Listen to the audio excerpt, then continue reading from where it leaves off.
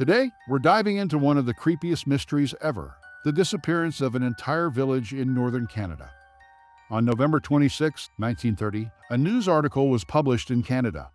The title of the news article was "The Village of the Dead." This news created a wave of fear throughout Canada because in northern Canada, an entire tribe had disappeared without a trace. In the remote area of northern Canada, there is Angikuni Lake. On its edge, in a small settlement, there is a place called Eskimo. About 100 to 150 people used to live here, who caught fish from this lake and sustained their lives. This is the area of northern Canada, where not thousands, but only a few thousand people live across thousands of square kilometers. The reason for this is the harsh weather here. In Angikuni Lake, in addition to fish, other animals are also hunted in the surrounding area. Because of this, many hunters keep coming here. One cold day in November 1930, a hunter named Joe Lebel came to hunt in this area. He was so busy hunting that he did not even notice when it got dark. He decided to spend the night on the banks of Lake Angikuni in a tribe called Eskimo. The people of this tribe were known for welcoming outsiders. Therefore, Joe Lebel packed his things and started walking toward Eskimo. It was a moonlit night, but there was complete silence everywhere. No one was visible, and there was no sound. He could only hear the sound of his own footsteps. Although Joe had done this before, today something felt definitely abnormal. After walking a few steps, he was able to see the tents of the settlement from a distance, with smoke visible from some. But when he got close, he could not hear anyone's voice. Finally, when Joe Lebel entered the village, he was astonished to see that there was no human or animal there. But what was surprising for Joe was that smoke was coming from some houses, as if someone was inside. He randomly went to a tent, but no one was there, and the same was the case with all the tents. Maybe Joe would have ignored this whole scene, but one thing troubled him. In some houses, the cooking utensils were on top of the stove, but the food was burnt. That is, someone had prepared food, but they did not eat it. Even the women of the settlement who used to sew clothes left clothes present with thread still in the needle. It seemed that the people of the settlement had suddenly left. But where did they go? Joe Lebel started searching the whole settlement. He saw that the dogs were tied up by the tribe people.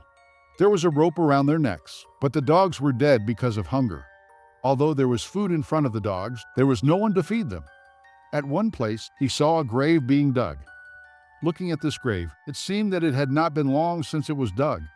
Seeing all this, Joe Lebel's anxiety and fear increased immensely. Alone at night, seeing this scene, he was very scared. When people go anywhere, they always take their dogs with them. But seeing all this, it seemed that something strange had happened.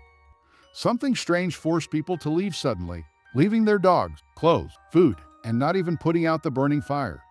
Joe couldn't take it any longer, and as soon as he could, he went to the nearby telegraph office.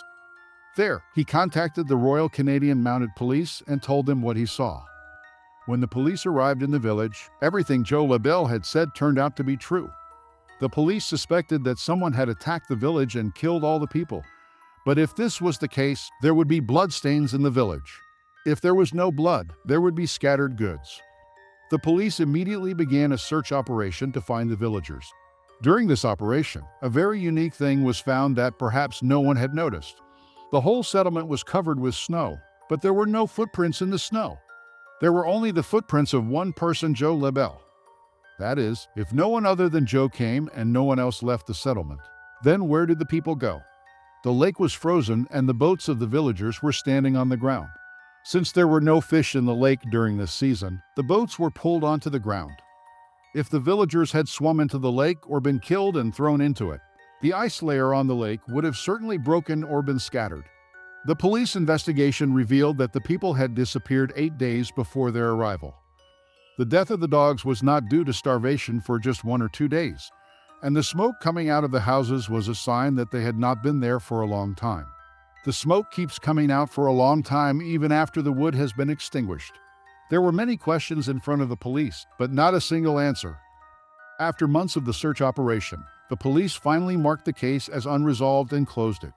People forgot about it over time. 50 years after this incident, in 1984, writers Roger Bohr and Nigel Blundell wrote an article trying to connect this case to aliens.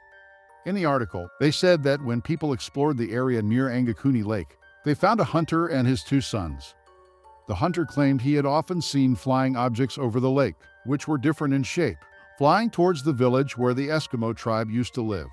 Based on this story, it was suggested that aliens might have landed there that night and taken all the people. However, the existence of aliens and their attack had no solid evidence according to these writers. Most people did not take this theory seriously and rejected it. This is the story of the disappearance of the Eskimo tribe. But even 100 years later, no one has the answer to the question. Where did the people of the Angikuni Lake village go without any trace? The disappearance of the Eskimo tribe remains a mystery to this day. I hope you liked and will share this video. I'll see you in the next video.